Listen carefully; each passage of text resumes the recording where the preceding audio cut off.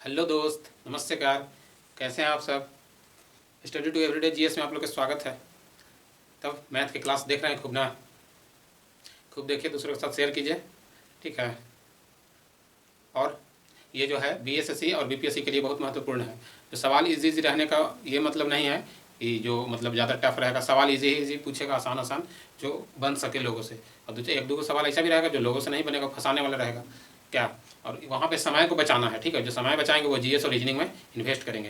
क्या रीजनिंग के ज़्यादा समय कभी कभी ज़्यादा लग जाता है। और कल वाला वीडियो में थोड़ा सा आवाज़ जो है ना दब गया था, तो और आगे वाला वीडियो में ऐसा नहीं होगा, ठीक है। तो वो थोड़ा सा एडिटिंग करने में दिक्कत हो गया, ध्यान नहीं दिए और अपलोड हो गया, ठीक है। और देखिए प्लेलिस्ट में बहुत सारा बना हुआ है जीएस और साइंस के लिए, उसमें जाके देखिए। आप लोग शुरू से अंत तक वीडियो देखा कीजिए, ठीक है। अगर आप समय दे रहे हैं तो कुछ ना कुछ नया चीज़ सीख कर ही यहाँ से जाइएगा, ठीक है। और प्लेलिस्ट बना हुआ है जिसमें साइंस और जीएस का है, उसमें भी आप लोग जाके देखिए हैं। और बहुत सारा वीडियो डाल दिए हैं। और स्टार्ट करते हैं अब मैथ के, ठीक है। जो सवाल है उसको देखिए और प्रैक्टिस कीजिए। और एग्ज़ाम में जाने से पहले एक बार सब देख लीजिए प्लेलिस्ट को। और कल हम सोच रहे हैं कि अगर एग्ज़ाम सेंटर पर पहुंच जाएंगे तो वहाँ से अगर वीडियो बनता है तो हम डायरेक्ट आपको लोड कर देंगे, ठीक है। लोड ये कर देंगे कि जो एग्ज़ाम से जो लोग निकलेंगे फर्स्ट शिफ्ट वाले, तब वो क्या क्या क्वेश्चन पूछा, कैसा पूछा, वो थोड़ा सा आप लोग देख लीजिएगा, ठीक है। दूसरों के साथ शेयर कर दीजिएगा। देखते हैं, कोशिश करते हैं क्या होता है आगे। देखिए स्टार्ट करते हैं। देखिए ए बी और सी एक कार्य को क्रम से 24, 30, 45 दिन में करते हैं। देखिए ए बी और सी एक कार्य को 24, 30 और 45 दिन में उन्होंने कार्य करते हैं और साथ साथ मिलकर कार्य करते हैं, आराम करते हैं। किंतु सी कार्य समाप्त होने से 4 दिन पहले कार्य छोड़ देता है, तो कार्य करने कितना समय लगता है? समझ गए। देखिए ए बी और सी तीन व्यक्ति हैं जो 24, 30 और 40 दिन में कार्य को समाप्त करता है, ठीक है। लेकिन तीनों जब साथ मिलकर काम करना प्रारंभ किए हैं, ठीक है। और इस बीच जो कार्य समाप्त होने से 4 दिन पहले, कार्य अब कितना दिन में समाप्त हो तो पता नहीं है, तो 4 दिन पहले सी जो है छोड़ के चला गया। यही चीज़ को फाइंड करना है। तो कार्य समाप्त होने में कितना समय लगेगा, ठीक है। देखिए तो इसको कुछ नहीं, मान लीजिए एक्स, ठीक है। माना कि एबीसी का तीनों के एक्स मान लीजिए ना कि एक्स है, ठीक है। तो क्या हो जाएगा, ए है जो कि कितना दिन कर रहा है 1/24 दिन में, ठीक है। और बी कर रहा है 1/30 दिन में। और सी कर रहा है जो एक्स यानी एक्स दिन में पूरा टोटल कार्य हो रहा है, तो एक्स दिन में हो रहा है, तो सी 4 दिन पहले चला जाता है, तो एक्स के 4/सी हो जाएगा, ठीक है। सी का कितना है 40 दिन में समाप्त करता है, तो कितना दिन, इसका टोटल 1 हो जाएगा, ठीक है। इसका वैल्यू 1 हो जाएगा। अब यहाँ से आप बना सकते हैं आराम से। जब इतना निकल गया तो इसका एलसीएम कितना हो जाएगा, तो 24 25 20 से 30 को 20 से 40 20 से 120 हो जाएगा, ठीक है। तो कितना 24 25 यानी 5 एक्स हो जाएगा, प्लस 30 चौको 1 हो जाएगा। यहाँ पे 3 और x - 4 बराबर 1 हो जाएगा, ठीक है। देख रहे हैं ना, समझ रहे हैं ना, ठीक है। देखिए और इसको पूरा अगर निकाल लेंगे तो क्या हो जाएगा, तो ये हो जाएगा 5x + 4x और यहाँ पे +3x - 12 बराबर 120, ठीक है। -12 बराबर 120, इधर जाएगा तो प्लस जाएगा। तो ये कितना 4 5 और 9 3 9 3 12 x बराबर 120 प्लस इधर माइनस है तो प्लस 12, ये कितना हो जाएगा 1 2 1 3 और 2 132, ठीक है। तो कितना बार में कट जाएगा, 1 1 11 बार में ये कट जाएगा, ठीक है। तो इतना बराबर 132 यानी 12 x, तो ये कितना बार कट जाएगा 1 1 11 बार में कट जाएगा, ठीक है। तो ये पूरा कार्य को समाप्त होने में कितना टाइम लगेगा, 11 दिन लगेगा, ठीक है। 11 दिन लगेगा, 11 दिन लगेगा, ठीक है। 11 दिन लगेगा, ठीक है। आप लोग कर्म कीजिए, ठीक है। प्रैक्टिस बहुत जरूरी है, और जो प्रैक्टिस है ना वो परफेक्ट होना चाहिए, समझे। तो इस समय तो समय लगता है। देखिए और आगे, एक समतल भूमि पर 11 मीटर और 12 मीटर लंबे दो खंभे हैं, ठीक है। खंभे लगे हैं। यदि उसके पास के मध्य की दूरी 12 मीटर हो उसके शीर्ष के मध्य परस्पर दूरी क्या होगा। देखिए दो खंभा है जो जमीन से लगा हुआ है। एक का जो दूरी है 7 मीटर है, दूसरे का 12 मीटर ऊंचाई है, ठीक है। ये दोनों के बीच का जो दूरी है वो कितना, वो दोनों के बीच की दूरी 12 मीटर है, ठीक है। 12 मीटर है, तो उसका मध्य पारस्परिक दूरी क्या, पारस्परिक एक जो देखिए ये मैं बताते हैं, एक है, एक का दूरी कितना हो गया, इसका मान लीजिए कि 12 मीटर हो गया, इसका दूरी 7 मीटर हो गया, ठीक है। और ये दोनों के बीच का जो दूरी है वो भी 12 मीटर है, इसका 7 मीटर है, ठीक है। तो अगर यहाँ पे ये ऐसे है तो ये ट्रायंगल वाला बन जाता है, ठीक है। तो ये भी यहाँ पे ये भी 12 हो जाएगा, ठीक है। और ये कितना हो जाएगा, पूरा दूरी है कितना 12, तो 12 में यहाँ से यहाँ तक 7 है, तो इसका दूरी कितना हो जाएगा, तो 5 हो जाएगा, ठीक है। ये 5 हो जाएगा। तो यही इसका दूरी ये फाइंड करने के लिए बोले कि ये कितना हो जाएगा, ठीक है। तो ये ट्रायंगल वाला आ गया ना, तो इसका फॉर्मूला क्या हो जाता है, तो ये कर्ण बराबर यानी कर्ण है, कर्ण बराबर क्या हो जाएगा, कर्ण के स्क्वायर बराबर हो जाता है यानी h² + b² यानी हाइयर और बी बेस, ठीक है। तो ये करंट का क्या होगा, एच यानी हाइपोटेनस बराबर, ठीक है। तो एच कितना हो गया 12 के स्क्वायर प्लस 5 के स्क्वायर, ठीक है। तो बराबर है 44 से प्लस 5 5 25, ठीक है। तो एच स्क्वायर एक्स बराबर हो जाएगा, ये कितना हो गया था 169। तो एच बराबर जब इधर स्क्वायर जाएगा तो इधर रूट होगा, तो एच बराबर कितना हो जाएगा 13 हो जाएगा, ठीक है। एच बराबर 13, तो इसका मान कितना हो जाएगा 13 हो जाएगा, ठीक है। यही पूछा है कि इसका मान क्या होगा, क्योंकि देखिए एक समतल भूमि पर, एक समतल भूमि है, बराबर वाला भूमि है, और उस पर कह रहा है कि भूमि से 7 मीटर एक लंबा है, 12 मीटर लंबा है, ठीक है। वो दोनों की मध्य यानी देखिए यहाँ पे मध्य दूरी 12 मीटर है, तो उसका मध्य पारस्परिक दूरी क्या होगा, ठीक है। पारस्परिक दूरी में वही होगा, ठीक है। और देखिए आगे कल एग्जाम होने वाला है कितने लोगों को, और हम वीडियो इसे बना के डाल देंगे ताकि आप लोग देखिए, और कैसा कैसा सवाल पूछा है, तो एक आध घंटे में आप लोग तैयारी तो कर ही सकते हैं, ठीक है। कि भाई कैसा कैसा सवाल रहेगा, माइंड को एक्टिवेट कर लीजिएगा। कहीं 25 को मैथ है कि 20 को मैथ है कि रीजनिंग का है, जीएस का है, ठीक है। हो सकता है कि जीएस ज़्यादा मात्रा में पूछे, ठीक है।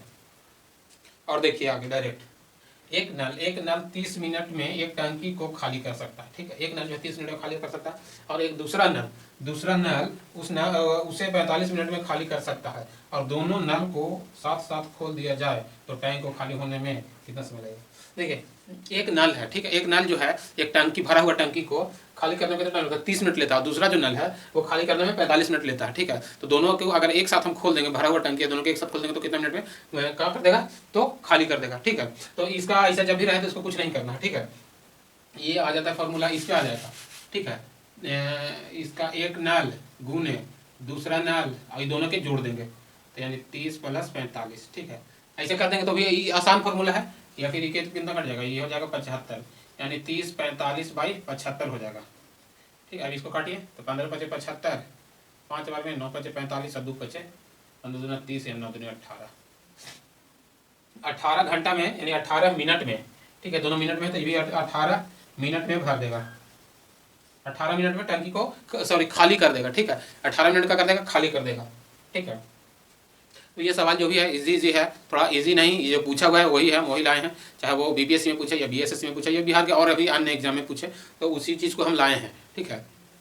अब ज़्यादातर रिपीट करता है सवाल, और डायरेक्ट इजी रहता है, कि बीपीएससी में डायरेक्ट पूछ दिया था प्रीवियस ईयर वाला, ठीक है। देखिए कह एक और है, देखिए यहाँ पे शायद नहीं दिख रहा होगा आप लोगों को, चमक रहा होगा, ठीक है। कह रहा कि एक संख्या को अपने 2/5 भाग से 75 अधिक होता है। एक संख्या है तो वह संख्या क्या होगा, एक संख्या का 2/5 भाग जो है ना वो 75 अधिक हो जाता है, ठीक है। तो देखिए 75 अधिक हो जाता है, अधिक जब भी कहा तो मतलब इसका और इसका दोनों का अंतर, ठीक है। चाहे 75 अधिक का या कम का है, अंतर ही है, ठीक है। तो माना की संख्या 1 है, ठीक है।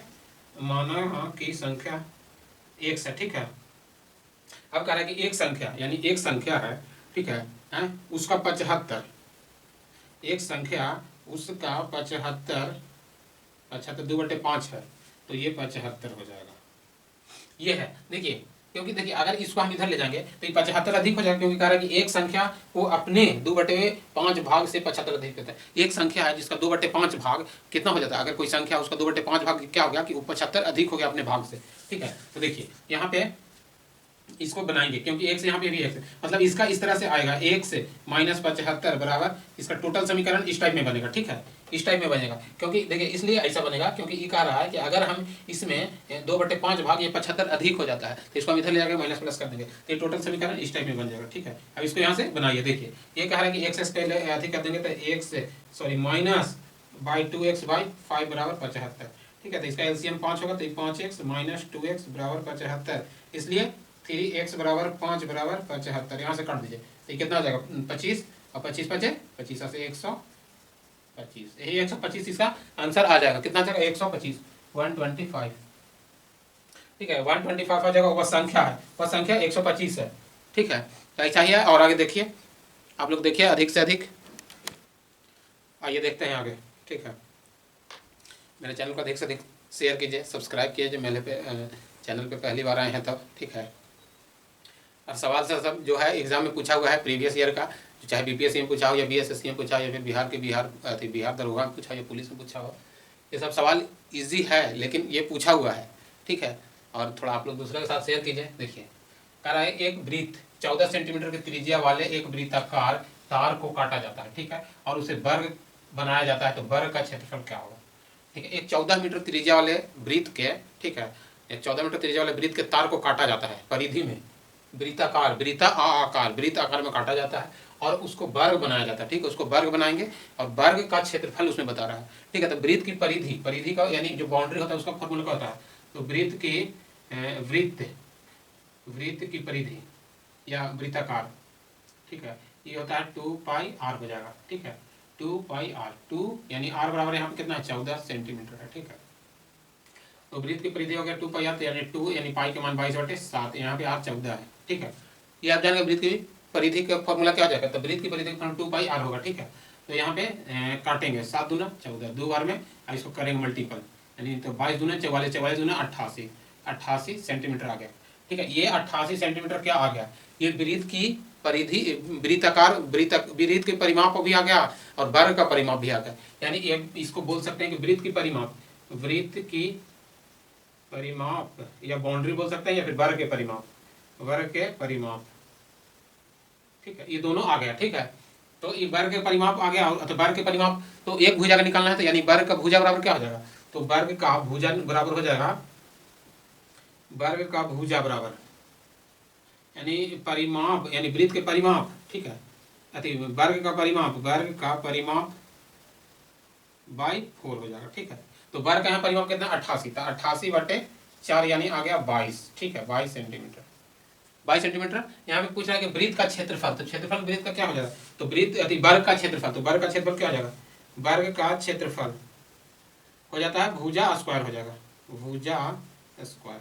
ठीक है, तो यहाँ पे भुजा कितना निकल गया, एक भुजा, यानी वर्ग होता है चारों तरफ एक ही डायमेंशन का होता है, एक ही आकार का। ठीक है, तब उसका क्या हो जाए, एक भुजा बराबर 4 भुजा। ठीक है, तो इसका भुजा कितना हो गया 22 हो गया, तो 22 यानी 22 के स्क्वायर सेंटीमीटर तो स्क्वायर होगा।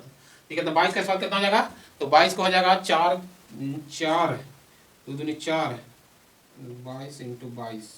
ठीक है, तो 22 22 से 44 से 44। ठीक है, तो यह हो जाएगा 4, यह हो जाएगा 8 484 हो जाएगा।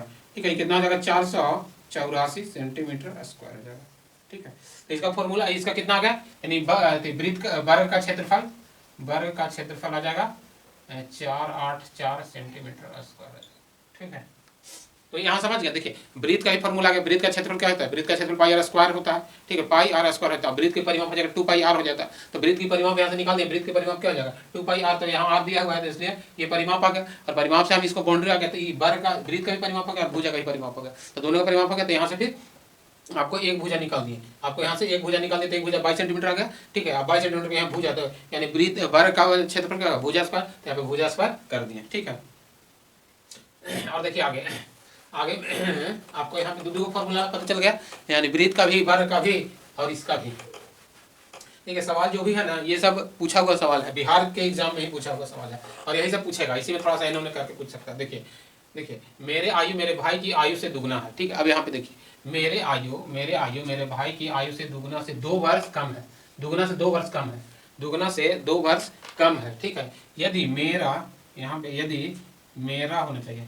मेरा आयु 16 वर्ष है, तो मेरे भाई का आयु कितना होगा, मेरा वर्ष अगर 16 है, मेरा आयु 16 वर्ष है, तो मेरे भाई का आयु क्या होगा, तो मान लीजिए मेरा आयु 16 वर्ष है, यहाँ पे मेरा आयु दिया है 16 वर्ष है, तो मेरे भाई का आयु, यानी भाई का आयु x मान लीजिए, भाई का आयु हो जाएगा कितना हो जाएगा x हो जाएगा। अब यहाँ कह रहा है कि दुगना से 2 वर्ष कम है, दुगना से 2 वर्ष कम है, तो दुगना यानी दुगना से 2 वर्ष कम है, तो मेरा आयु क्या होगा, तो मेरा आयु हो जाएगा कितना, यानी 16 वर्ष दिया है, तो 16 बराबर यानी 2x - 2, ये हो जाएगा दोनों के बराबर। अब आयु बराबर हो गया ना, ठीक है, बराबर हो गया, तो ये इधर आएगा, तो ये हो जाएगा 16 + 2 बराबर 2x बराबर 18, 2x बराबर 18, इसलिए x बराबर 9 वर्ष, यानी मेरा आयु 9 वर्ष है। अब कह रहा है कि देखिए, अगर आप यहाँ पे 9 दूनी 18 - 2 बराबर 16 आ जाएगा। ठीक है, अब यहाँ पे मान लीजिए कि मेरा आयु कितना 16 है, तो यहाँ पे x का मान 2 आ जाता है, यहाँ पे 2 × 9 - 2, तो 9 दूनी 18 में से 2 जगह 16, दोनों का बराबर आ गया। तो यहाँ पे क्या आ जाएगा, मेरा आयु कितना है 16, तो मेरे भाई का आयु, यानी मेरा भाई की आयु कितना हो जाएगा 9 वर्ष। ठीक है, 9 वर्ष हो जाएगा मेरे भाई की आयु। ठीक है, और कुछ नहीं, मेरे भाई का आयु कितना 9 वर्ष हो जाएगा। अब देखिए, और देखिए यहाँ पे उत्तरोत्तर 10% की छूट और 20% की छूट, तो कुल कितने प्रतिशत के एकल छूट होगा। अब दे रहा है कि 10% छूट दिया, ठीक है, यहाँ पे 20% छूट दिया, तो कुल एकल छूट कितना होगा। कुल एकल छूट कह रहा है कि कितना होगा, ठीक है। ये 10% का छूट दे रहा है, फिर 20% के, तब पूरा छूट कितना हो जाएगा। तो इसका फॉर्मूला हो जाता है कि a plus b minus a into b by कितना हो जाएगा 100, ठीक है। तो इसी फॉर्मूला पे पुट हो जाएगा, आ जाएगा, ठीक है। और इस पे ई फार्मूला पे बहुत सारा मैथ बनता है और ई फार्मूला पे बहुत सारा मैथ आता भी है, जो मतलब किसी भी मैथ को अगर ज़्यादातर सोचिएगा कि इस टाइप में परसेंटेज वाला इसी टाइप में आता है, इस टाइप में आसानी से बन जाता है। तो देखिए एक छूट 10% है, दूसरा छूट 20% है, ठीक है। तो एक छूट कितना हो गया 10% प्लस 20% माइनस 20 गुने 10/100, ठीक है। यहाँ से आराम से बन जाएगा, ठीक है। ये दोनों कट जाएगा, ये कितना हो गया 20 और 10 30 माइनस 2 बराबर 28%।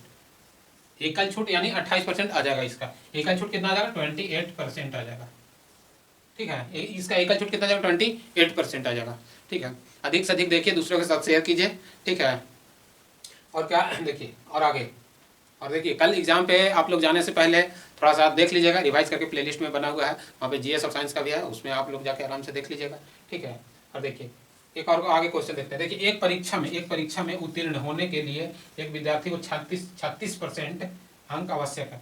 कोई परीक्षा है, ठीक है, उसमें उत्तीर्ण होने के लिए 36% अंक आवश्यक है, यानी आवश्यक लाना है कि 36% आप लाइएगा तभी पास होइएगा, ठीक है। कितना का एग्जाम है से नहीं पता है, प्राप्त करना चाहिए, ठीक है। 190 अंक प्राप्त किए, ठीक है, 190 अंक प्राप्त किए और वो 35 अंकों से असफल रहे।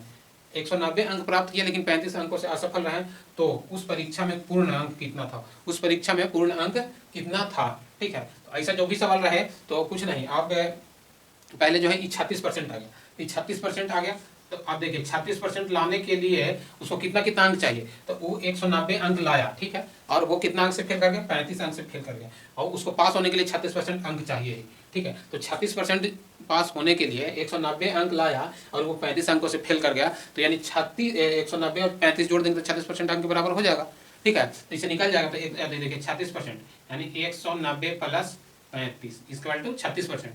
अब इसको जोड़िए, ठीक है, तो कितना हो जाएगा, तो ये हो जाएगा 225 हो जाएगा, यानी 36% बराबर 225%, ठीक है।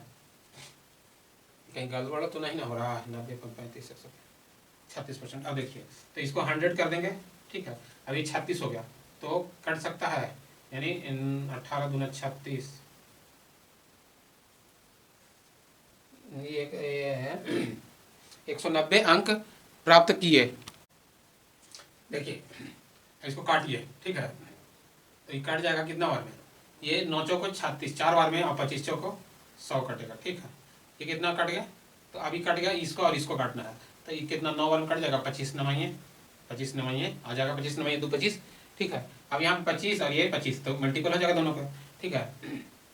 आप लोग यहाँ घोच पोच लग रहा होगा, ठीक है। देखिए हम यहाँ पे काट के बता देते 36% हो गया, यानी परसेंटेज हटा देंगे तो यानी सिंपल से 36/100x बराबर कितना आ जाएगा 225। अब इसको काट दीजिए तो ये कट जाएगा कितना 50 दूना 100 और 18 दूना 36 भी 9 दूनी 18 और 25, ठीक है। और ये 9 से ही 25 कट जाएगा, कितना बार में कटेगा, तो 25 से 9 25 बार में कट जाएगा, 25 से 2 25, और ये यहाँ पे x का मान कितना आ जाएगा 25 गुने 25, ठीक है। तो 25 गुने 25 बराबर 625, तो ये 625 अंक का इसका प्राप्त हुआ, कितना हुआ 625 अंक, 625 अंक, ठीक है। 625 अंक का टोटल मार्क्स था, ठीक है। उसमें से 36% अंक प्राप्त करने, अब कहा था कि उसको 36% अंक प्राप्त करने के लिए तो आप जान गए कि 225 अंक चाहिए, ठीक है। अब आगे देखिए, कह रहा है कि एक आदमी किसी वस्तु को उसके मूल्य के 3/4 भाग पर खरीदता है, ठीक है। 3/4 भाग पर खरीदता है और उसे 30% अधिक मूल्य पर बेचता है, तो उसका प्रतिशत बताएं कितना परसेंट का है, ठीक है। देखिए कोई वस्तु है,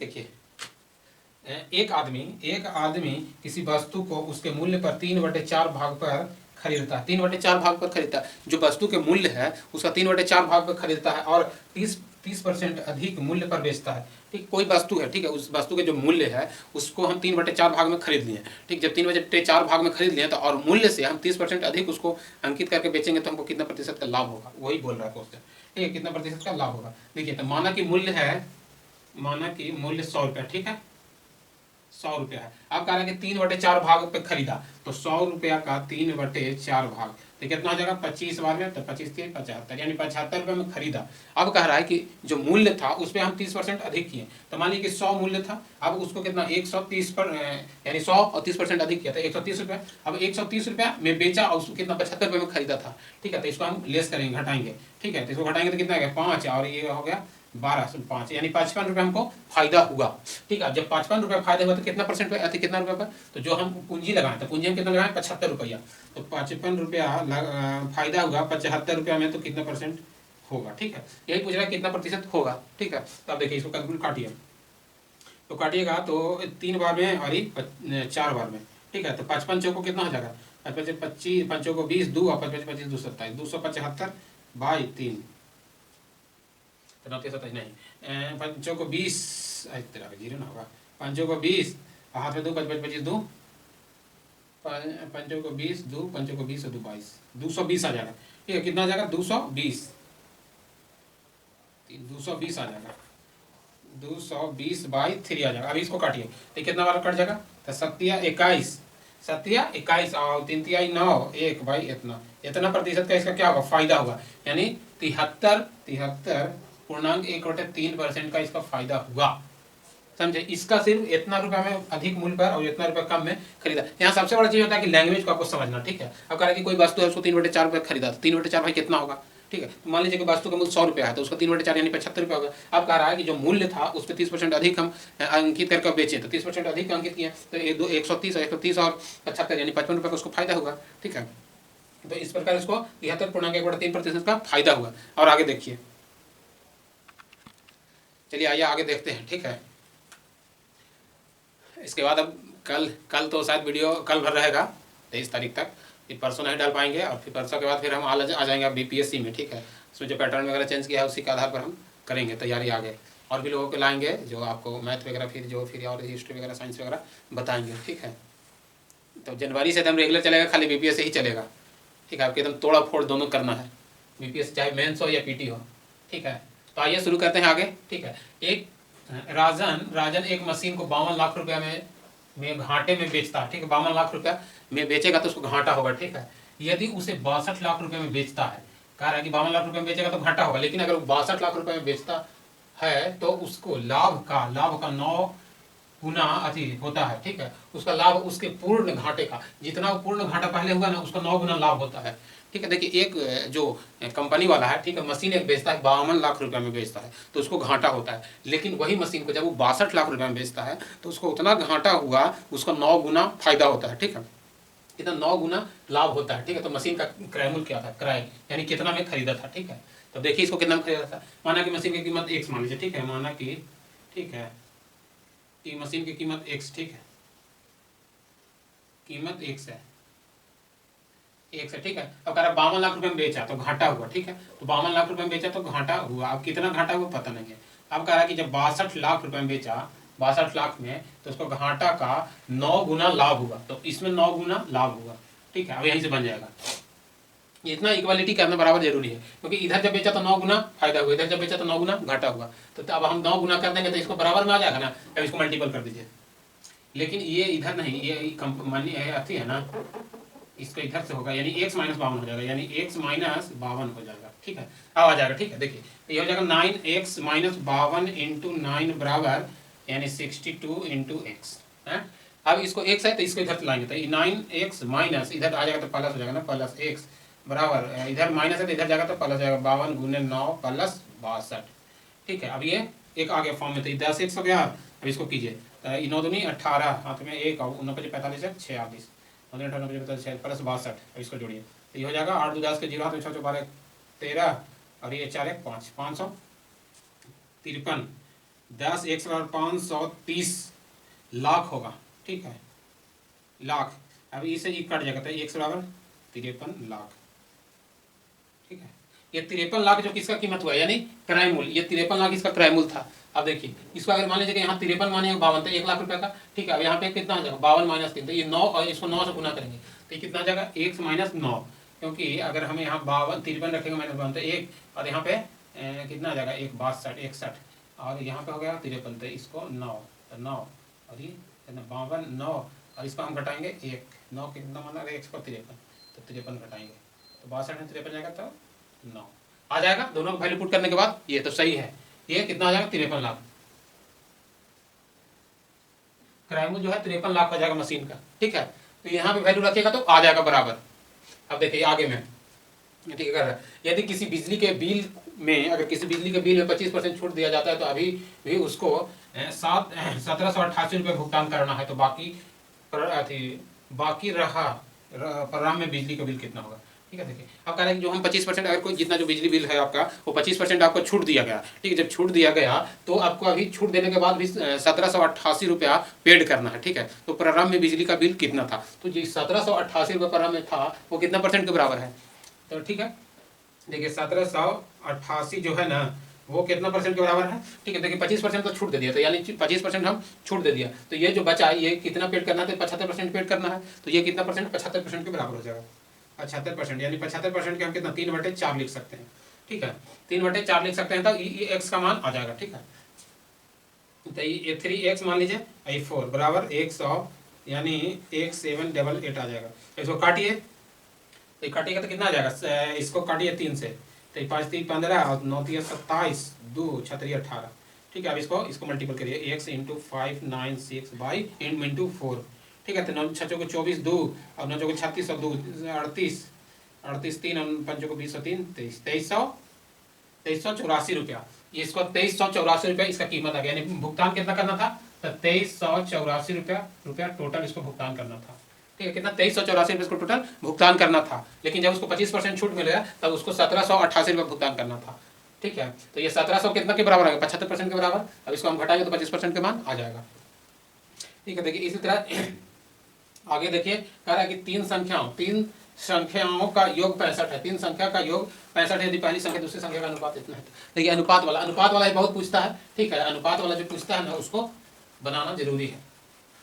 ठीक है, देखिए अब कह रहा है कि देखिए 3 संख्याओं का योग कितना है 65 है। 3 संख्याओं का योग 65 है, यानी मान लीजिए कि x अच्छा 3 संख्याओं का योग 65 है, यानी ये 3 संख्याओं का योग 65 हो गया। पहला संख्या और दूसरे संख्या का अनुपात 3:4 है। पहला दूसरा का 3:4 है और दूसरा और तीसरा का अनुपात 2:3 है। तो दूसरी संख्या क्या होगा, दूसरी संख्या हमें पूछ रहा है। ठीक है, दूसरी संख्या क्या होगा, तो ठीक है तीनों संख्याओं का यानी दो संख्या यानी ए बी का कितना अनुपात हो गया 3:4 मान लीजिए। ठीक है, और यहाँ पे बी और सी का अनुपात कितना हो जाएगा, तो बी सी का अनुपात हो जाएगा 2:3 हो जाएगा।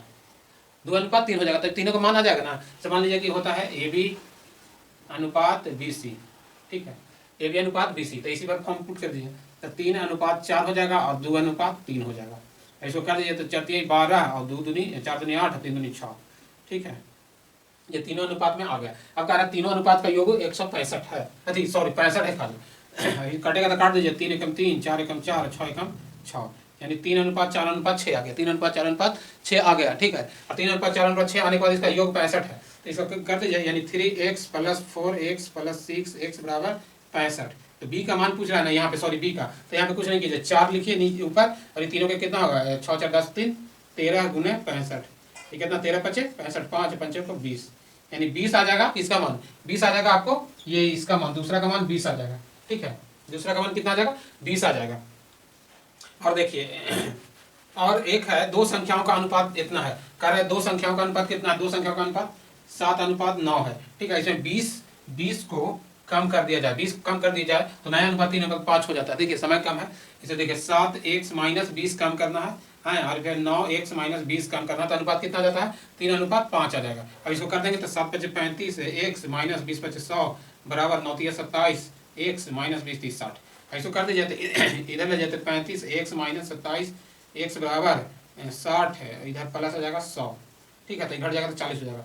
तो कितना आ जाएगा यानी 3 5 3 8 x बराबर कितना हो गया 40। तो x का मान 5 आ गया। x का मान कितना आ गया 5 आ गया। तो पूछ रहा है कि आरंभिक संख्या क्या होगा, तो आरंभिक संख्या यानी ये हो गया, यानी 7x अनुपात 9x। ठीक है, तो 7 × x का मान 5 अनुपात 9 × x का मान 5, यानी 7 × 5 = 35 और 9 × 5 = 45 आ जाएगा। ठीक है, 9 × 5 = 45 7 × 5 = 35 आ जाएगा। यही आपको संख्या हो गया, यानी यहाँ पे हो जाएगा 35:45। ठीक है, ये संख्या हो गया। ठीक है, समय हो गया बहुत ज़्यादा, ठीक है। आप लोग देखिए, दूसरों के साथ शेयर कीजिए। और अब हम लाएंगे बीपीएससी के लिए प्रारंभिक से, ठीक है। उसको जनवरी और जो फरवरी में एग्जाम होने वाला है उसको देखते हुए बहुत अच्छा लाएंगे, और उसको देखिए, प्यार दीजिए और दूसरों के साथ शेयर कीजिए, ठीक है। वीडियो देखने के लिए धन्यवाद।